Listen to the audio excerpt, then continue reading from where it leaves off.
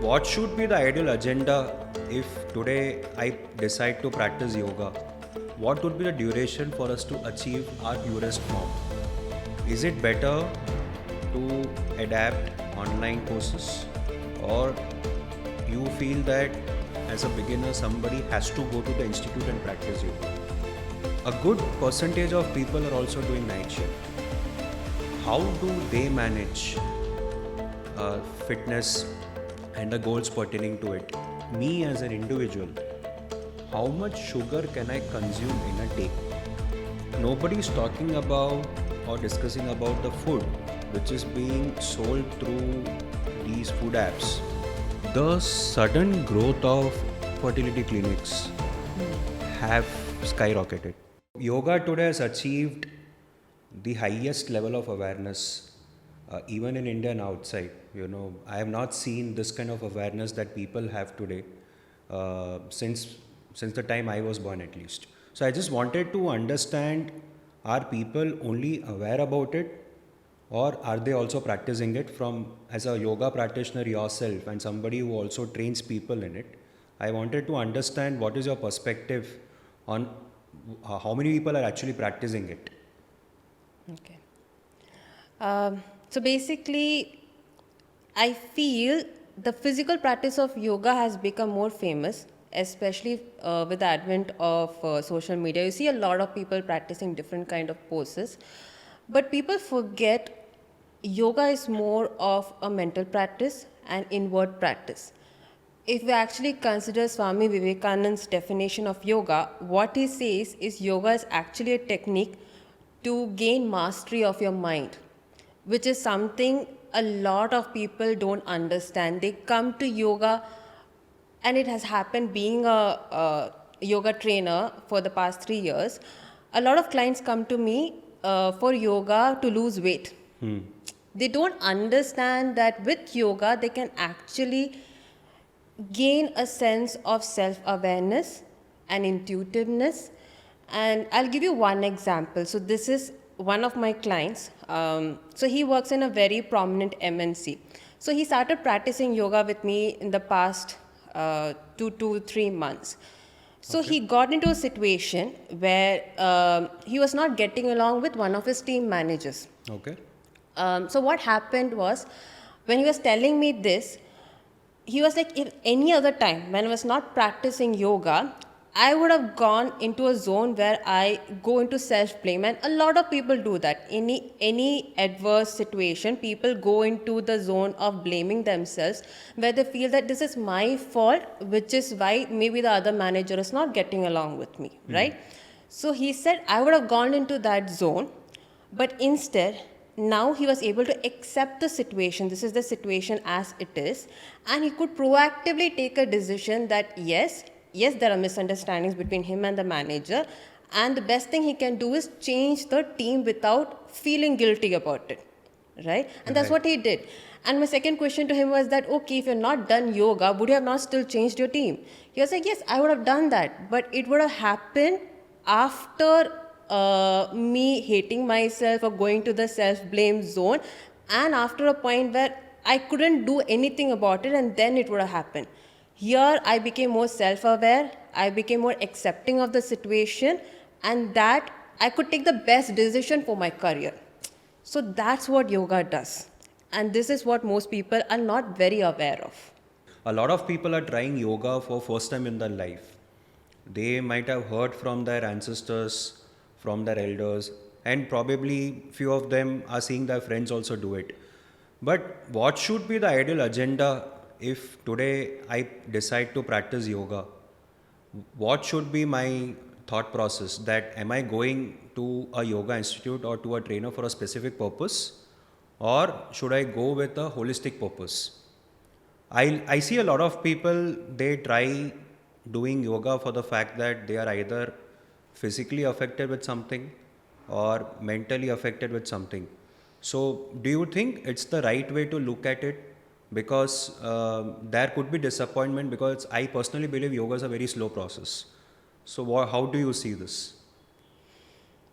Um, so I would actually disagree when you say yoga is a slow process.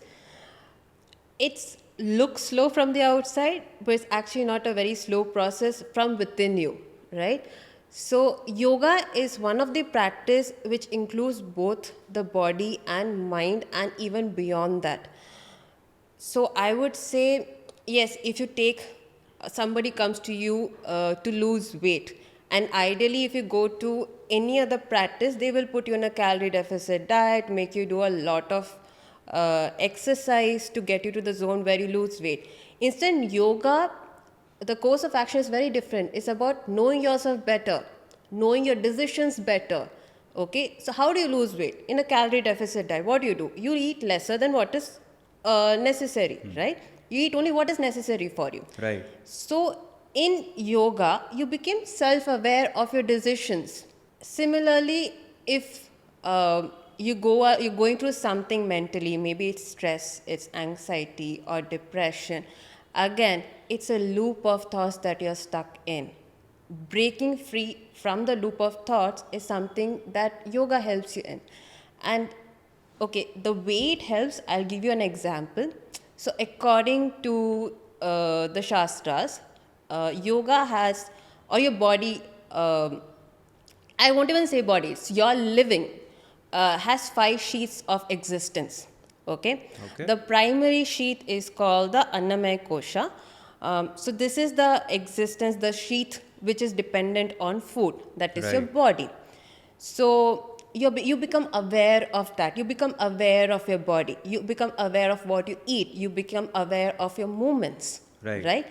Then beyond that is the pranamaya kosha. So pranamaya kosha is the existence which is dependent on the life force, which is the Okay. prana. Okay. And you become aware of the energy in your body, which a normal person, if you ask them day to day, you're not really thinking about how's the energy in my body. Right. It's very rare that you actually are conscious about that, right? So after pranamaya kosha is your manomaya kosha, your feelings. Okay. And feelings, it comes and goes. If you ask a person today, and you have also felt it so many times, where you feel like I'm feeling sad, but I don't know why I'm feeling sad, Okay. right? You become aware why you become sad, why you're happy. So you can take control of your emotions. And after that is the Vignanmaya Kosha, which is the ability to distinguish between right and wrong. Your critical thinking improves. Right. And the last and the most important is the Anandmaya Kosha, which is your truest form. Right. And you become aware of that. Truest form is blissfulness, is happiness. So you actually become aware of that. And that's what yoga does for you. And there's no other practice anywhere that will do that for you. So when you say there are 5 aspects to it, just for my reference, I wanted to understand. Say, for example, somebody joins yoga from tomorrow. How long does it take to achieve each and every aspect, provided if the person is very regular at what he's trying to do? So what do you think? Because human body is filled with a lot of things. Mind is filled with a lot of thoughts. Could be positive, could be negative. Most of us usually get entangled into it. Correct. So, for example, I do yoga in the morning and then I go for the work. The situations around might put me into another zone altogether. So, is it like a circular process where we keep rotating and then we move away from all these things and we enter a zone where we feel much more comfortable? Or how do you see this working? What would be the duration for us to achieve our purest form? It's person to person, Yeah. individual to individual.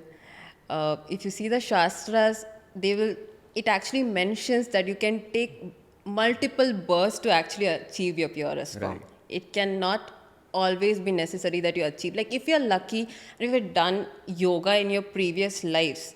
So in Bhagavad Gita is also mentioned that if you start your yoga practice, it's never left behind. It ends up going the next birth and so on. So you can pick up from where you are left, right? Right. So again, if you say in a more practical way, like any person who starts yoga, you need to understand where they're starting from. If they have an unhealthy living, uh, they will have to actually get to the zone of healthy living, actually see the changes in your body to get to the next level. So you start from Anamaya Kosha. Right. So you get to healthy living, and from there you go to Pranamaya Kosha. Then your prana will get corrected. Then you will understand your mind better. So it Right. takes It takes good time. amount of time Yeah. for it to work and process, and sometimes depending on person to person, it may also speed up. Right. Yes. So that is Yes. what you're trying to say. But certainly, it's like an everyday practice that one is supposed to do. Like There cannot be any breaks in between. no. Like everything, you want to progress, you want to become better in anything, there should be consistency. If you're going to have breaks, then obviously you will not get the results as fast as you want Right, to. right. I've observed one thing lately in the last few years, since the time the yoga has picked up. Uh, as far as I knew back then, there were certain types of yoga which it's been practiced since centuries, and now we have completely newfound way of doing yoga. You have aerial yoga, then you have puppy yogas. I'm sorry if I'm getting the words wrong.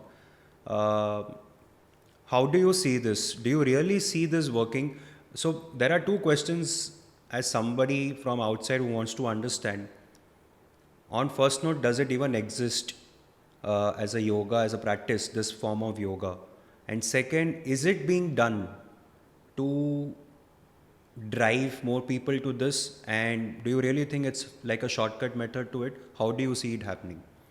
Because as far as, like for example, our grandfathers and our grandmother, when they used to do yoga, it was much more doing asanas, going into deep meditation state, something of that sort, you know. But now we see a lot of props getting involved in yoga, and there are institutes which are running, practicing different forms of yoga. So somewhere, do you think that yoga itself is something that everybody is wanting to do, but not everybody is willing to do? See, so what I would actually answer about this question is basically, so from the scriptural aspect, okay, two of the main scriptures of yoga is Hatha Yoga Pradipika and Patanjali Yoga Sutra. So if you take Patanjali Yoga Sutra, so he mentions 8 limbs of yoga, which Okay. is Yama, Niyama. So Yama is basically social conduct. Niyama is your self-conduct. So social conduct includes Ahimsa, Asteya, which means not to steal anything. And Niyama also includes like Santosha, being happy. Happiness Right. is a habit. Shocha, cleanliness. And then you come to asana. So the third, so you start it categorically from yama, you have to have certain ways of living. Niyama, you have to Okay. have certain rules for yourself. Then asana. There's only one line mentioned about asana, which is thiram sukham asanam. Any particular pose, you have to make your body pliable enough to be comfortable. Okay. And why that is mentioned is, I'll come to the next point. After asana is a pranayama. So pranayama is done to actually let the life force flow through you without any obstruction. Okay. Okay. After pranayama is pratyahara. Pratyahara is about uh, usually a human being will always conduct his life with whatever his sense organs tells him. So you have 5 senses. So if you say today's world, we are actually in the hands of like, you know, social media, Instagram, Netflix, whatever comes. So whatever we see is what we do. Okay. Right. So bring your mind from outside to controlling a sense organs is pratyahara. Okay. Going inwards. After pratyahara comes dharana. Dharana is focus. After dharana comes dhyana, that is defocus, letting go of the focus. And then comes samadhi. So samadhi is final, the stage of contentment, the stage of blissfulness. So this is what true yoga means. Okay. Okay. Similar thing in Hatha Yoga Pradipika is also being mentioned, right? Right. So any form of yoga which actually mentions this. So now in today's world, the purest form of yoga is Hatha yoga. Okay. Now there are different variations. Now if you see there's Ashtanga yoga, Iyengar yoga, and as you mentioned, Iyengar yoga, yes, it does uses props, but it helps you get more pliable when it comes to asanas. That's why Iyengar yoga Right, uses props, right. right? So anybody, any form of yoga which actually takes in consideration this 8 limbs will still, I'll still consider that as, pure form Right, of yoga. right. But when it comes to puppy yoga and things like that, I feel that's more of a business aspect and they're still done more for So a recreational that is something purpose. which you personally don't recommend Yes. as a beginner. I mean, depends if you want to do it as a recreational practice, as a fun practice. And as far as I see, it's marketed as that, and if you keep it to that, it's fine. But if you're going to tell somebody that doing puppy yoga will make you more self aware about yourself, yes, I mean, that's not true. Fair enough. Fair enough. So, as a beginner, somebody who wants to try yoga for the first time, how should they adapt the habit? And in today's time, where post COVID we have a lot of things happening online, uh, a lot of trainers are also training yoga online, teaching yoga online. In fact, meditation is also being done online. Is it better to adapt online courses, or you feel that as a beginner somebody has to go to the institute and practice yoga? Where do you see this happening? Because I have done online classes with you, so I do understand that ambience do play a very important role. So I am not comfortable doing in my own bedroom, so I would rather, most of our classes used to happen when I was in terrace. So I wanted to understand, if we are doing it online, do you think that outside environment will play a role and may affect the rhythm of somebody? Yeah, I mean, if you're taking the class online, then it becomes your responsibility to take care of the ambience around you. You will not be able to practice as a beginner, at least, you will not be able to practice and go deeper if there is a constant disturbance around you, right? So, if you're practicing online, then the ambience responsibility comes to you. Right. Okay. Now there is benefits about online. There's benefits, pros and cons about both. Okay. So if I personally I consider yoga as a practice which brings you to the present moment. It's not a necessity that you have an instructor around you to always correct you. What is necessary is that you need to be in the present moment to listen to the instruction correctly, understand your body, correct yourself. It's Right. a time that you give to yourself to understand your body and mind. Right. Okay. But in certain cases where I see when it comes to chanting or meditations, then I would say, especially when it comes to chanting, uh, practicing it with a lot of people in an area gives you a more deeper, uh, you can go more deeper with that. Okay. Because of the atmosphere Yeah, that they because hold. the chant, the atmosphere and the vibration of the sound helps you go much deeper. Right. Okay, so that way, yes, that can be a con when it comes to online practice. Right. So there is one more observation which I have done post COVID. The awareness to keep up with good health has improved tremendously among the people. And if you see, as now somebody who has already practiced yoga and also doing meditation on regular basis, I do understand that yoga, meditation, and other forms of exercise, probably gym, kinesthetics, then we have different ways of working out today, HIT workouts, and so many things. I personally believe that we cannot put yoga into that banner or put everything on the one banner. Both are completely different. What is your opinion for somebody who has to make a choice between yoga and other fitness aspects with respect to time? So, how do you suggest somebody to make a decision here? Again, it depends on your goal.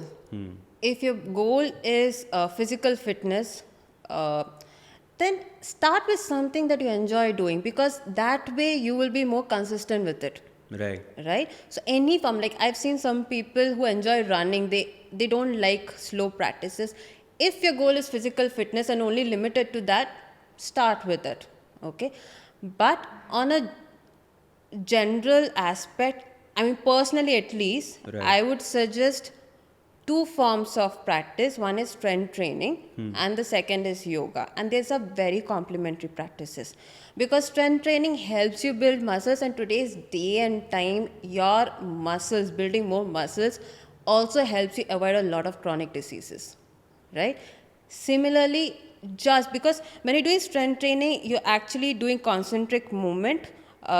You need flexibility along with it. You need mobility along with it. And yoga is a beautiful practice to help you with that mobility and flexibility. So they're very complementary practice, and you have the additional benefit of yoga helping you, going inwards and help you the ability to handle stress. So you're saying that in today's time, any individual has to adapt at least two forms of exercise for a physical as well as mental well-being.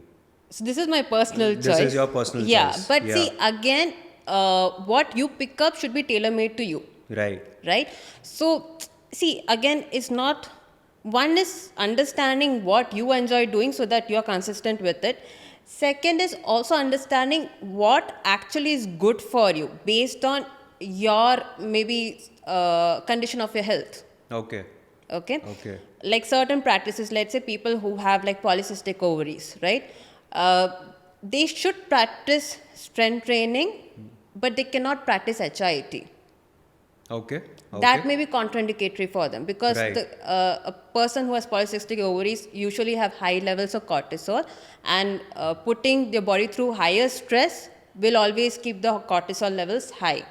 So idea Okay. is understand your body better, consult an expert, and then figure out what you need to pick up. So today decisions are being taken at random. I wake up one fine morning, I just text my friend, bro, let's take care of our health. Let's go and join gym at random. I think it should be the same with girls as well. So I just wanted to understand that is it the right way to look at? Because what happens is a decision is being taken at random without any thought process behind what is my goals and objectives towards my fitness. So randomly people walk into the gym and maybe other ways, other forms of exercise as well, and they don't know what they're getting into. So is it okay? Because there's a way to look at it. Many people say that something is better than nothing, so at least the person is going. Rather, he was sitting at home first, now he's at least going. So is it right way to look at it to begin? Or do you feel that there has to be a certain requirement or necessity to consult a health expert, understand where our body is currently standing and do it? And as Indians, do you really think people take this kind of efforts? Actually, as Indians, I've seen they don't, because there's a lack of awareness. Yeah. To be honest, there's a lot of information given out in social media, so most people assume that they know a lot, and so they can take decisions for themselves, right? But like, I would actually suggest go to an health expert, understand your body, understand your mind better, understand their perspective, and then take a decision on what you need to do. Like, for example, your exercise, the exercise that you choose to do, right? That can also vary along with the health condition you have. And most Okay. people do not know this, Okay. right? So when it comes to women who have certain conditions like PCOS or endometriosis, right? They shouldn't be doing high intensity exercise, Right.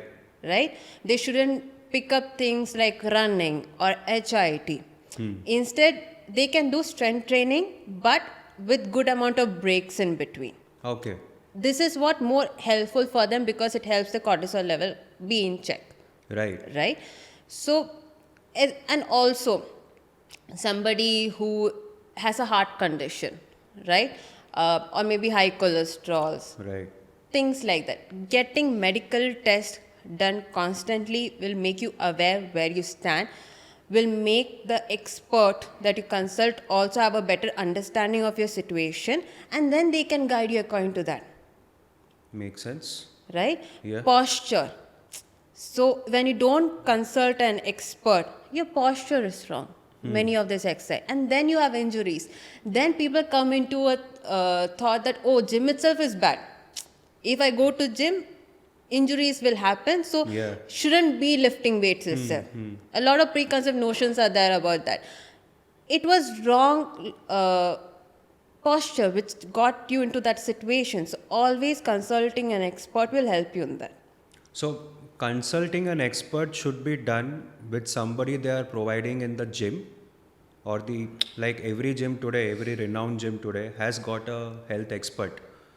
Do you think it should be done outside, or do you think it can be done within the gym premises with the staff that they are providing?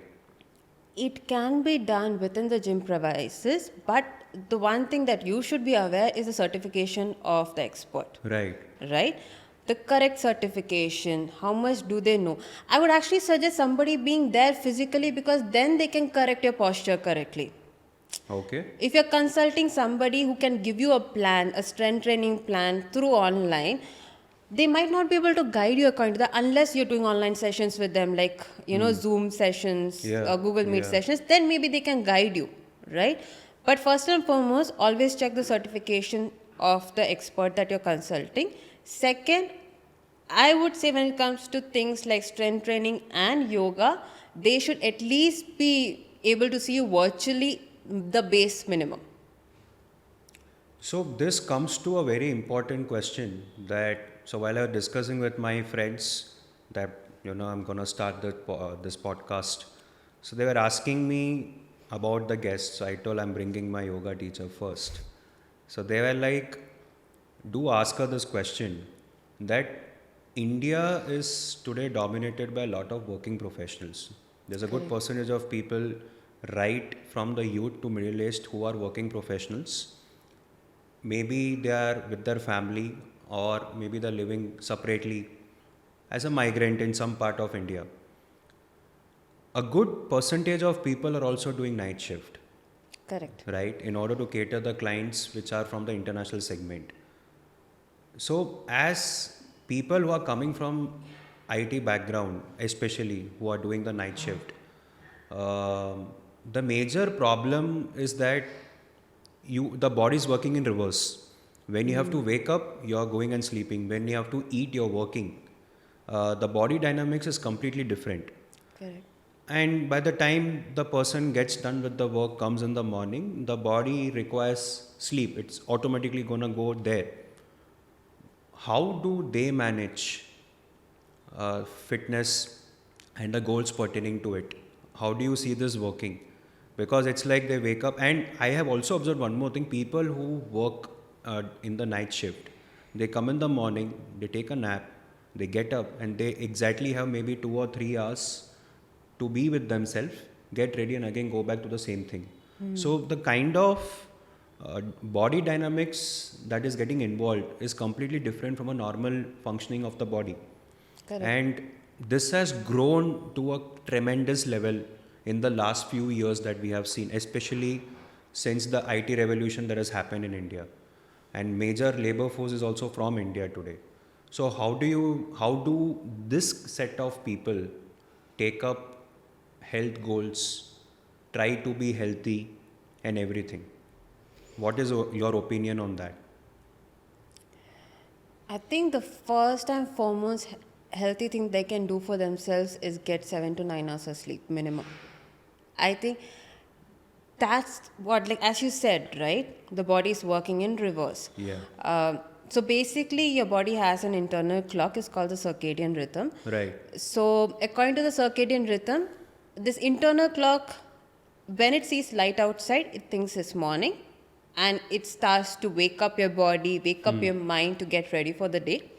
And when it sees darkness outside, it thinks it's night. Yes. So it tries to put your body back into the rest or the sleep zone.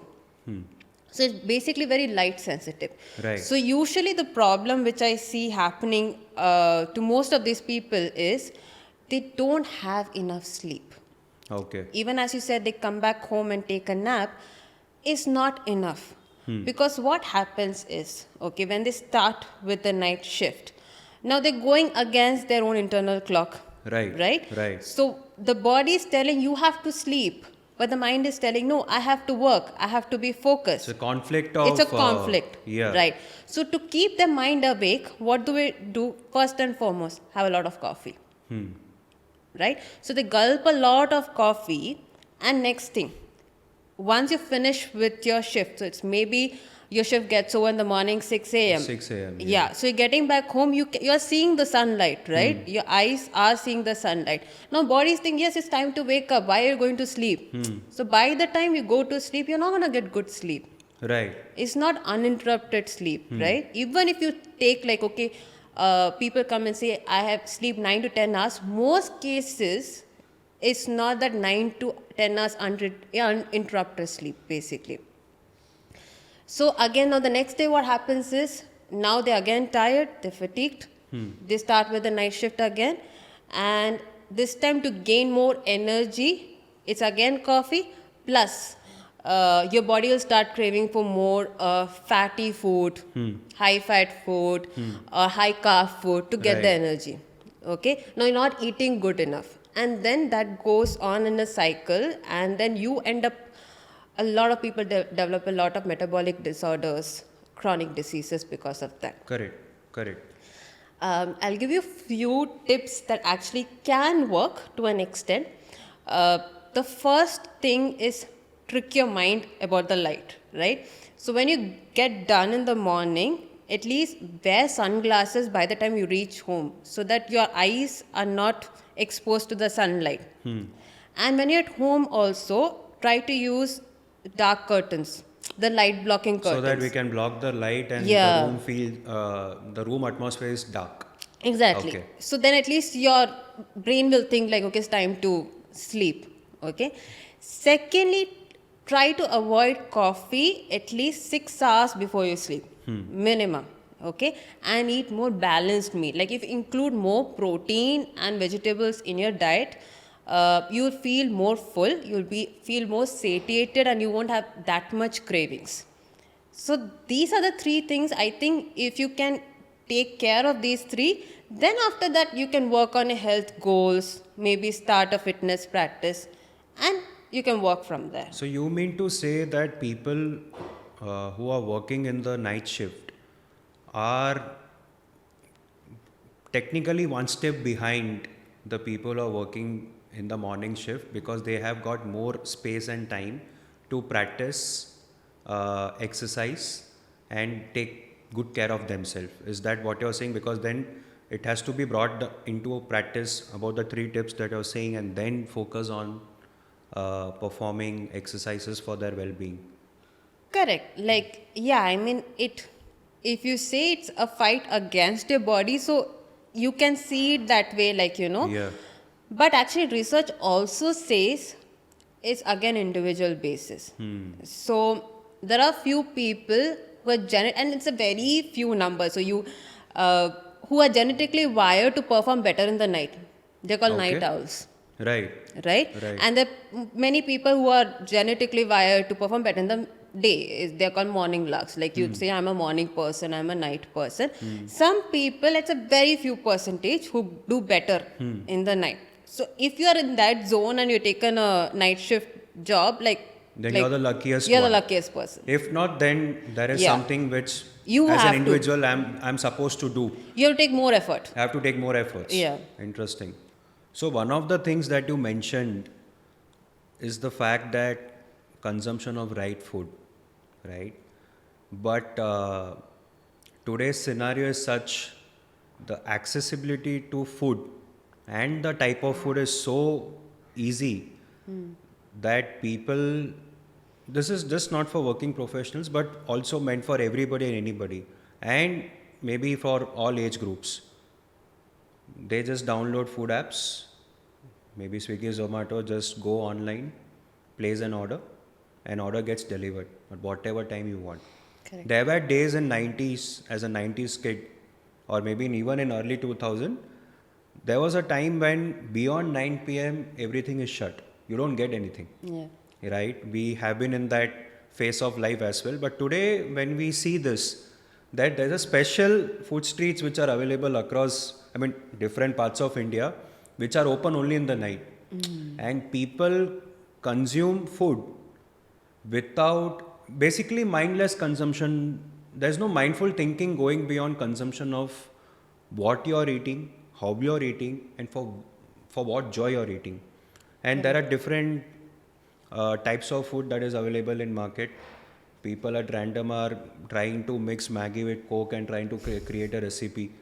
So a lot of them are also seeing it as a creative way of having food. Food bloggers, influencers are going and visiting such places and also promoting it. How healthy is that? Like as you said, now the access of food has increased, right? When we were growing up, what used to happen is what is available at home is what you get to eat, right? Right. And maybe if you come from a decent, well-to-do house also, you'll go out to eat once a month or twice a month, not beyond that. Right. And mostly it used to be a celebratory practice, like in case, okay, you got good marks, your Yeah. parents will be like, okay, It was based on a certain occasion. Yes. Festivals, get-togethers. exactly. So that's what we like. It was not something that is accessible or was a very constant practice like what you Right, see right now, right. right? So now here, like a lot of factors come into play. One factor is again your mind thinks you should reward yourself for something good you have done, or uh, so okay, when we are growing up, this is psychologically speaking, our parents used to tell us that beta, you'll get good marks, you get like 80 or 90 in this particular subject, I will take you out for a treat. Right. Right? Yeah. And or if it's a birthday, I'll take you out for your favorite food. This is what we Yeah. were brought up. Right. Now, our mind thinks we should eat food to make ourselves happy if we have done something good in life, or we are not just in life, like we have done something good, something productive, we should eat something good, right? Your mind thinks eating junk, eating desserts is equal to making yourself happy, right? So now what happens is you have a stressful day in the office because the access is very high. Not a stressful day in the office, and we're like, oh, I have worked so hard, I deserve something good to end the day with. You have Swiggy, you have Zomato, and immediately you order something, Right.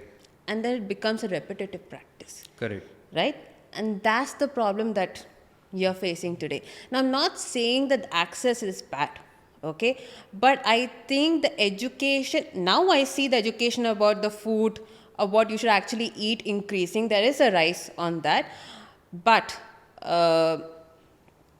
it's still, a lot of people need to catch up to it, Yeah. is what I But feel. one of the things which I'm closely observing when it comes to food industry is that there has been lot of stuff and topics and aspects discussed about packaged foods, Correct. right? For example, chips, microwaved food packages, ready-made and instant sabji and everything. Today you're also getting rotis available. You just have to Heat it. microwave it and heat Yeah. it. But nobody is talking about or discussing about the food which is being sold through these food apps, where people are only seeing the reviews. The reviews which have been given is on the basis of taste, Correct. not on the basis of whether it is doing good to your body. So today, if I come across any restaurant, maybe on even on Google or maybe on these food apps, when I see a rating of 4.8 or 4.9 or 4.6, I consider it to be a quality place to visit or maybe order from. Do you think is that the only scale that we are supposed to look at, and should we expand our thought process and also look at other factors that comes into play? Are people getting carried away with lot of images that are being put forward into this. I'm asking you this because apart from you being a yoga expert and a trainer, you're also a nutritionist. So you would know that what is better for our body, especially the gut. It's been doing rounds in social media. People are trying to understand what it is. Correct. So there are discussions that are being made, but nobody's talking about, these restaurants who are supplying food to the people through the apps. So think when you said packaged food right now, packaged food, the advantage is you know what the ingredients are. It's listed out there. Right. And if you understand how to read the ingredients, you know what is the quality of the food, what you're actually eating. And that's the disadvantage when it comes to delivery apps. Right. You don't know the ingredients. Correct. Yeah, the quality of the ingredients. I know there are certain restaurants who do write out what the ingredients are, but that are quite rare, right? So then it comes to the consumer to understand and pick out these choices given Correct. in front of you, right? So as a nutritionist, I would suggest, and if you're somebody who constantly on a regular basis uses these delivery apps, at least look into how much protein or fiber you're getting from these food. And there are Fair certain enough. certain restaurants who write that, certain restaurants who give you how many calories you get from these food, right? This Right. particular meal. Right. And that will give you a better understanding of what to order and what not to order. But again, be an aware customer is what I would say, because in the end of the day, it's restaurant need to sell their food, and the best way they would sell their food is to make it more tastier, and the easiest way to make it more tastier is to add more fat to it, right? And more fat means trans fat, saturated fat like ghee, Right. cream, cheese, and that would make it unhealthy in the end of the day, Correct. right?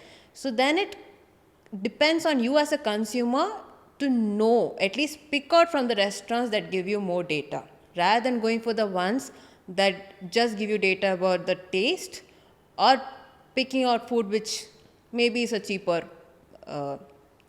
than the others. So if I have to break down this into very simpler aspects, because when I order, I don't think all this. I would certainly just go ahead with what is coming into the app, and then I place the order. And if suppose I'm coming from a background where I can afford gourmet and Correct. high class food, maybe macros would be mentioned, and I get to see and I can get to order. But a large percentage of people are not coming from the privileged background. So they tend to just go by the cost. Yes. And to an extent, today, delivery is also playing a major role. If you're able to get delivered in 20, 30 minutes, then people just place the order. So these two things have become the top priority while ordering. For the audience that we hold, we wanted to understand what not to order. For example, a lot of people say don't eat rice in the night, especially the white rice. So there are few food which is like very common practice, to order. So for example, a lot of people today at random at 11 o'clock go to biryani shop and have biryani. So what do you think the kind of food that we are supposed to avoid, say for example after 9 p.m. or maybe after 10 p.m.?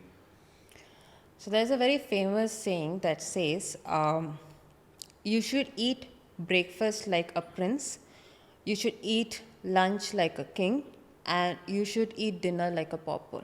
Right. Okay, so it's a misconception that people say that you have to have a very big breakfast. That's not true. Your metabolism is at the peak in the afternoon. So Okay. that's when you'll be able to digest your food at its best. So you should eat that time. If you have more carbs, I wouldn't say suggest more carbs, but yes, you have carbs that is as per your requirement during lunch is completely fine. Right. Right? So if you want to have biryani, I would say and that too once in a while, once a week, I would say lunch is the best option. So lunch is the best option if somebody wants to have biryani. Yeah. So as a nutritionist, you don't prefer or you don't advise people to have rice in the night, any form of rice. No, I won't say that. Research shows that you need to have some amount of carbs for dinner to have good sleep. Okay. Okay, so I won't say completely avoid rice, but reduce your portion for rice. Or let's say if you're having chapati, reduce your portion. But have more amount of protein and fiber for dinner. So that's the idea behind. So you're trying to say that if at all we have to have full-fledged food, then it's better to have it during the lunch break rather than having it in the night. So generally what I would suggest a client is each meals you need to have these four components, the four major macros. That is your protein, carbohydrate, your fiber and fat. In an Indian diet, the fat is normally present because we all cook our food with oil or ghee or something. So that's not something you really have to think about. And Indian cuisine is very carb centric, carbohydrate centric. So every corner of India you go to, there will be some carbohydrate present in your plate, right? In your cuisine. The one thing that we keep forgetting or we do not add as often is the protein and the fiber. So I would say in each of these meals, include protein and fiber. What you can play around is maybe the carbohydrate. So as you said, like what is the best timing to have a heavy meal? As I like your lunch is where your metabolism is the highest, and maybe that is the point where you can have more carbohydrates. Okay. Rest you can adjust accordingly, have lesser, the portion can be controlled better. We are discussing a lot of topics concerning food intake. Yes. One of the important topic what I wanted to discuss with you is that, for example, when I go and visit, let's say a Punjabi restaurant or let's say any North Indian restaurant, the first tendency that anybody would want to order would be paneer. Paneer tikka, paneer achari, paneer makhanwala, maybe as starters and also curry form they consume. How healthy it is to consume paneer more than required? So my question is it okay that it's just paneer and it's not going to do any harm to the body? Or no, there has to be a line drawn there. So for example, if I'm ordering one starter of paneer, then I shouldn't order curry, which is again paneer. What is your opinion on that? So exactly like you said, I don't want to demonize a particular food. So paneer is a healthy food. It gives you good amount of protein. But the problem with paneer, it is also high in fat and high in calories. So if you go overboard with the calories, yes, then it will go against you. Okay. So you gave the answer in your question that have one portion of paneer and rest you can order some other particular dish. But one more thing I think currently you should think about is there's another form of paneer which is known as analog paneer, and this I think most people are not aware about. Analog paneer is not made with milk. It's actually made with starches, saturated fat and vegetable oil. It does Okay. not have any milk content, and that is harmful for your body. And this is something which I'm hearing for the first time, and 100% is deeply concerning because that we cannot imagine any outside food without paneer. Right. And we don't know what form of paneer is coming to us. So that is something which we have to be very conscious about. How do we identify that? Very difficult to identify, but you can look at from the price perspective of it, right? So now analog paneer itself came into consideration because paneer as itself, okay, you buy 200 grams of paneer, your basic cost will be 100, 120. If Okay. it's a good quality paneer, 120, 150. Now if somebody is making a dish from that, what do you expect given the overhead margins, etc.? What do you Right. think the cost will be? Somewhere around 300, Fair enough. 250, 300. Yeah.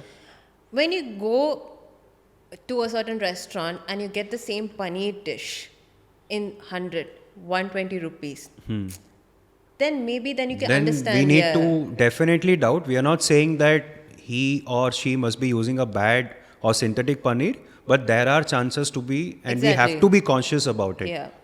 Because the Interesting. food industry is using analog paneer to reduce the cost. Okay. Yeah. So this is maybe the only way you can identify it. Right. So do you think it is being practiced a lot in India, but nobody seems to be discussing about it? I'm not sure how often it's practiced in India, but is there in existence. So it's something that you as a person should be aware about. Either do not eat a lot of paneer from outside, or if you do eat, at least try to eat it from a good restaurant. Like that this restaurant does provide good quality food. One of the important aspect of food today is also sugar. One of the hot topics that is being discussed by a lot of people around, health experts, doctors, and for that matter, even in podcasts these days. Correct. But sometimes I personally feel that podcast, instead of, because there's so much of content, so many experts that have come across and sat and done podcast, where we should go towards getting a clarity, we are actually getting confused. I have still not understood the bottleneck that me as an individual, how much sugar can I consume in a day? If I have to just, in layman's term, if I have to take a note of my sugar levels in the body in a day, just have to be conscious about it, like not getting tests and everything done, how much sugar can I consume in a day? My personal opinion will be none. Okay. Because sugar has no nutrients, it doesn't do anything for you, it just adds a taste. And the thing about sugar is, it's something your mind will continue craving, right? Right. And instead of doing anything good for you, if it doesn't do anything bad, also it's fine. But the problem is, it leads to inflammation. And over a period of time, if you constantly keep consuming, will lead to you having some or the other metabolic disorder. Okay. Okay. But Like, okay, we are Indians and we have the habit of having chai. We also have the habit of having some dessert. What I would suggest is, if you're an healthy individual, you can stick to maybe 1 or 2 teaspoons of sugar in a day. And if you have a sweet tooth, you enjoy eating sweet, once in a week getting a sweet dessert is completely fine. Nothing wrong it's about it. completely fine, you It's mean to completely say. fine. But otherwise, try to stick to natural forms of sugar like fruits or dates. So, yeah. So that's. So lately, I have been seeing a lot of reels on Instagram where the truth about how the big food-based industry or companies are misusing the levels of sugar, maybe in a packaged item, or maybe when over-the-counter items. So when you go to a cafe and when you ask them for a, say, ice latte, I saw one of the reels where I will not name the brand, but I saw the reels where they are putting the glass under the machine, and almost 10 to 12 grams is filled with only refined sugar. And then on top of it, I also see them putting all these chocolate sauce, caramel, and etc. And then they load another scoop of ice cream on it. Then they load a piece of brownie on it, and then they serve you. Correct. So, in what I suppose about what I personally believe is that if I'm having this, so ideally speaking, if I have to go with your calculations, 2 teaspoons of sugar a day, or maybe once a week, I can have a dessert. But that too also, it needs to have a certain limit. Correct. But with the way things are growing rapidly in this industry, people are getting carried away with the way things look. That entire glass must be having more than, I'm just guessing a wild guess, 50-60 grams of sugar. Do you really see that happening? What I would say is, build awareness, right? And it goes not just from the consumer's point of view, it also goes from the industries involved, right? Right. The cafes, the restaurants, the companies who make the packaged products. they also have to bring out awareness, Right. right? So cafes who serve these shakes, they can at least mark out like, it has these many grams of sugar, so at least the consumer can make an informed decision. Right. But most of the places, when it comes to desserts, especially in India, um, now there is a new trend of customizing your own ice cream, Correct. customizing your own dessert. So what randomly happens? We go to the counter and we select one scoop of ice cream and top of it different toppings. So in that way, I don't think the person who's selling it can give you an idea on how much sugar is going into it. Fair. But as I said, it's honoring your body and also being aware both, right? So if you do it once a while, like once a week or once in 2 weeks, if you're going out and having a dessert like that, your body has the capacity to not take the adverse effects of the dessert. Correct, It correct. can go back to normalcy. But if you're feeding your body the same thing every single day, it will not be able to heal itself, or it will not be able to bounce back to normal after that. Right. So you're saying that we need to be conscious about the sugar intake that is going inside our body, Exactly. right? Now, most of the Indians today have, on an average, 2 or 3 times a day tea and coffee, right? A lot of people who work round the clock might be having even 10 cups, 15 cups. I've heard people have that kind of tea, coffee also. Do you think, on an average, in a day, 8 to 10 teaspoons of sugar is also okay? No. It is not okay. See, when it comes to tea and coffee, I would say it goes beyond sugar. Okay, because if you're having like 1 cup of coffee is fine, but if you're somebody who uses coffee productivity, right, you're having coffee throughout the day, one, it will hinder your sleep, the quality of your sleep. Second, coffee and tea, because of the caffeine content, it's acidic in nature, and it can also lead to ulcers and acidity in your body, Right. right?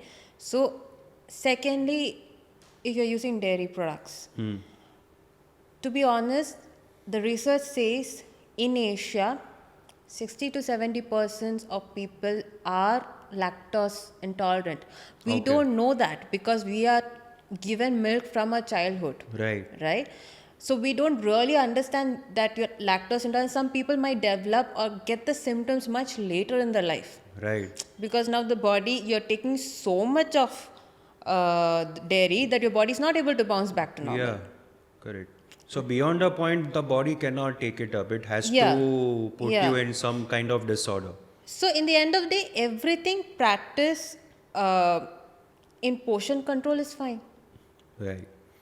There's another fact which I came across, and I don't know how far it is true. So now people have started making comparison between fruit juices versus vegetable juice. So I also had interacted with couple of dietitians, and they gave me this theory that when it comes to fruit juice, you're not supposed to consume fruit juices. You're supposed to only have cut fruits, because there's a big difference between you having one apple and you're having juice of 3 apples put together, right?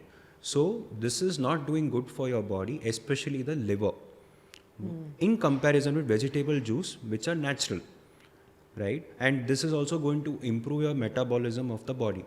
Like, for example, a lot of people are on ABC juice, people are having tomato, a mix of tomato, pomegranate, few are also trying cucumber.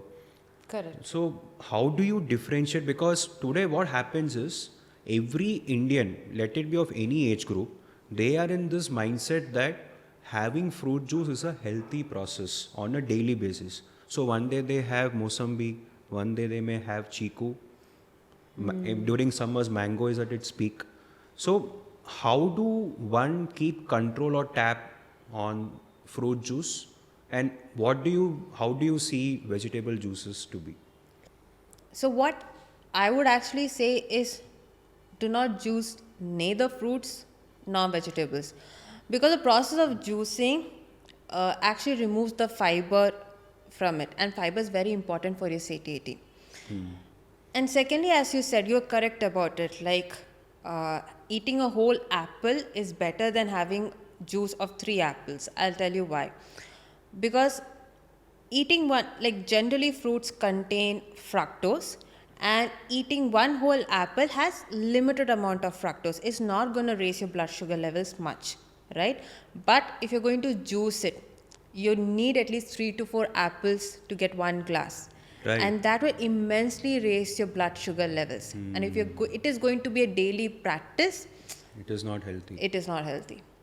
And people who do this on regular basis are also adding sugar externally. Apart Exactly. from having a natural sugar in the fruit, they're also adding 2 or 3 more teaspoons of sugar. Exactly. So what is being considered healthy is actually not healthy, because obviously when there's already natural sugar in it, you're also adding refined sugar and making it more worse. Exactly. But what if we go with a combination of cut fruits and vegetable juice, so that we don't lose out on dietary fiber that we get in the cut fruit, and we also gain what we are supposed to gain out of vegetable juice? For example, it's believed that cucumber, if you have juice probably twice or thrice a week, it definitely brings down your bad cholesterol if there is anything in your body.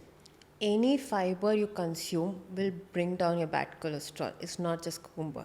Okay. Okay. The best form of consuming fiber is to eat it as it is. Okay. Not necessary that you need to juice, but in case that makes your life easier, or you prefer, consuming it that way, it's completely fine. Okay. So you're saying that fruit juices is okay to be consumed on daily basis, could be of any fruit, but adding sugar on top of it is a major concern today. Yes, and also maybe limit the amount of fruits used in the juice. You shouldn't be taking like 4 musambis and making a juice, like 1 glass of juice. Right. So might as well eat one fruit. You are getting the fiber as well. Since we are talking about food intake, one of the most vital aspect is vitamins and minerals. But it's quite unfortunate that nobody's talking about it, the kind of role it has played in a human body. So that is something which I also wanted to ask you.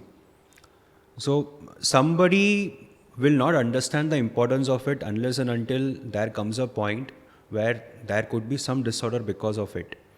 And I have gone through it, so I understand it completely now. Uh, Especially vitamin B12 and vitamin D has been playing a very important role in human body. But I am pretty sure that majority of the people are not even aware about it. So I want you to tell few things about what role does vitamin B12 and D plays, and from a perspective between a vegetarian versus non-vegetarian.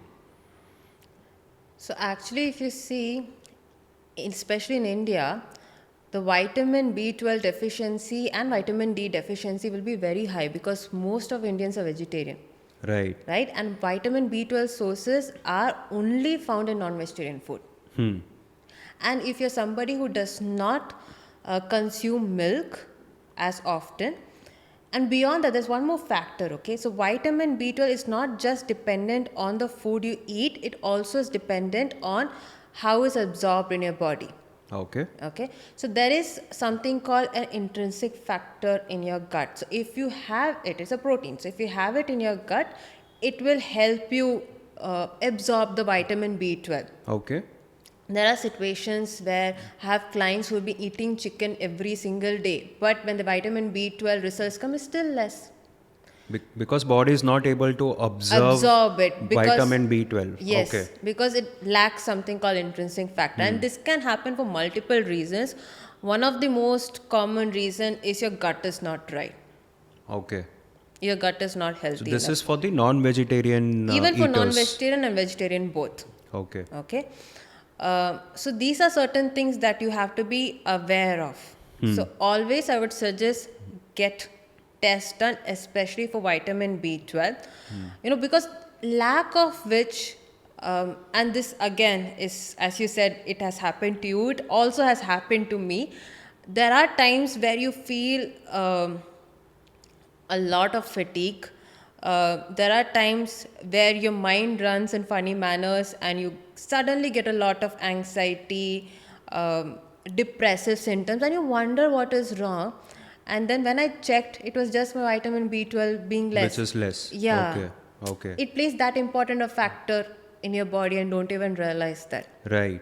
So now, I personally believe that when it comes to vegetarian consumers, there's nothing much that we could do when it comes to vitamin B12 for consumption, right? And body absorbing it, because we don't eat that kind of food. So in that case, a lot of doctors today recommend supplements. Right. But what happens is, beyond a point, it becomes a habit to consume these supplements without taking doctor's advice, saying that it's just a supplement, what's going to happen. That is a tendency that people usually have. Can you tell me how harmful it is? If we cross the levels beyond a point, now I believe there are certain levels for every vitamins or minerals that we need. Now, when we cross the level, what happens? It will become toxic in your body. So what I would always suggest is, if you go meet a doctor, he's going to give you a prescription of vitamin B12 for a specific period of time. After that, always get a blood test done, know where you are at, and then consult your doctor and get the Revised prescription. prescription. Okay. And what do you think about vitamin D? So vitamin D is deficient.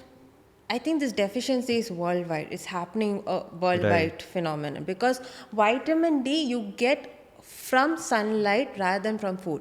Correct. Okay, it is made from cholesterol in your body. So the cholesterol in your body converts sunlight into vitamin D. Now, because there is such a low exposure of sunlight, we hardly go out, we work indoors. And on top of it, you also use sunscreen. Yes. Yeah. So there is a huge vitamin D deficiency all over the world. Correct. And that, I think, is a pandemic, because if you see, take any chronic disease, okay, and most of the research you see is related to vitamin D insufficiency. Okay. So that brings me to another question. Like, when you're falling short of vitamin D, is there any sort of shortcut where we wake up early in the morning? Because a lot of them also believe, especially the roots of our culture says that early morning sun rays are good for your body. So if you're under the sun, maybe you're in a state of meditation, or maybe you are on a walk, it does benefit you in terms of vitamin D. Do you think it is possible? Beyond a certain time, suppose let's say the sunrise happens at 6 and I go for a walk at 6:30. So there's going to be not much of sun rays, but significantly good for my body is what I see. But obviously, if I'm going to go and stand under the sun at 11:30 or 12, it's definitely not doing good for my skin. So how do you, because if we have to take up the natural sunlight, then there has to be some exposure that we need our body to give to it. So what would be the ideal time when we should get exposed to sun without having any sort of sunscreen or any sort of creams that are being put on the body? What do you think of that? To be fair, that's a misconception that you have to get up 6 a.m. Or 7 a.m. and take the sunlight, and that is best for vitamin D. Research actually says that the best time that your body can utilize vitamin D is around 10 to 12, because that UV rays are more absorbable by your skin. Compare the wavelength of the UV rays compared to what is there in the early morning. Okay. So the idea is that you don't have to actually expose your skin for let's say 20 to 30 minutes. It can even be just a 5-minute practice done every single day. That you're saying, because 10 to 12 is a time when, especially in a city like Chennai, yes, the sun is always at its peak. Correct. So do you recommend that between 10 to 12 we expose our body to sun for few minutes Yeah, without sunscreen, because almost every one of them today do suns. use sunscreen. Yeah, So do you think it's gonna get blocked either ways? just 5 minutes. That's it. Okay. See, the thing is, compared to before to now, you should also understand the change in atmosphere, right? The ozone layer is depleted. Chance of you getting skin cancer is higher, Right. right? And especially when it comes to Indians, our skin tone is much darker. Right. And because of this, it's more difficult for a body to absorb vitamin D from sun rays. Okay. Especially if Indians who stay, at least in the tropical regions, fine. But if you're an NRI and stay in foreign countries, already the sun is less over there. Correct. And those people face a lot of vitamin D deficiency. Deficiency. Correct. So the best practice I would say is actually step out for at least 5 minutes, that you're not exposing too much, and it just needs to be your hands. Maybe that's more than enough, right? Like you're not spending too much time in the sun to gain the disadvantage of the sun rays. Like 5 minutes of standing outside is completely fine. It's definitely gonna benefit. Yeah, and because of the changes in the environment, I would actually say a supplement will end up doing you better than just going out in the sun. Okay. But again, as I said, be careful about the supplement. Yeah, so it has to be taken yeah, under doctor's prescription. prescription. And that too if it's necessary. Yes. Okay. So one of the most important things that I've observed in and around where I stay, I have been staying in Chennai since now almost 23, 24 odd years. The sudden growth of fertility clinics have skyrocketed, Correct. right? Where we never used to see fertility clinics, even one in close proximity. Now, in my own area, I could easily spot out 3 to 4. And it has just happened drastically in the last, I would say, 4-5 years. What started as a clinic is now a big hospital. Correct. So, why do you think this is happening? And most importantly, what I wanted to ask is, why all of a sudden? What has gone wrong when it comes to lifestyle, which is leading to a creation of an other medical condition, where now you have big people involved creating hospitals, to spending dollars of funds on this. How is it working out? It's actually a very interesting question. I think it also goes back to the quality of the food that was accessible to us before, right? Especially when it comes to dairy. So the quality of dairy products now, I feel, is worse than what it used to be. And that has led, there may be hormonal influences, because for the milk production, you're given certain hormones to the bovine, the cows. So that has led to early menstruation of girls. So initially, when women used to start menstruation, it used to be at the age of 14, 15, and that has come down to an age 10, 9. In certain cases, it has also come down to 8 and 7.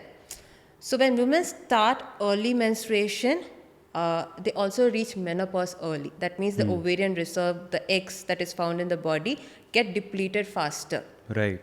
So by the time they are, and also it might be a controversial answer, many women are opting to have children much later in their life. Okay. Okay. Initially, people used to have children by the time they're 25. Now it's become like they prefer to have kids after 30. Okay. Okay. That's one reason. And second, and this is the second reason, is the one that we can actually change, is your lifestyle. So initially, women had more work at home, like they would help. Maybe young girls would used to help their mother in the kitchen.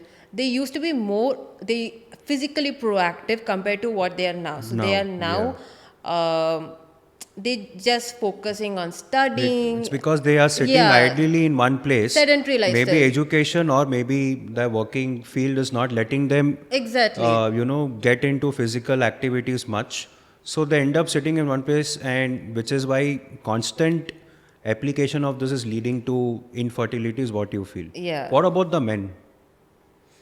Again, stress, sedentary lifestyle, it's the same thing. And those are the things that you can actually change. Okay. Yeah. So that's a very interesting answer which I have got, because percentage of people who are visiting these hospitals and clinics has also tremendously increased. So there's a growing demand for such external push to conceive. So that is something which people have to bring a shift in the lifestyle. So another question which I have in this is the fact that um, just by bringing lifestyle changes, say for example a couple is planning to conceive and they know that they are not in position to conceive, do you think it becomes a necessity for them to visit these clinics, or do you think bringing a lifestyle changes can still make things work?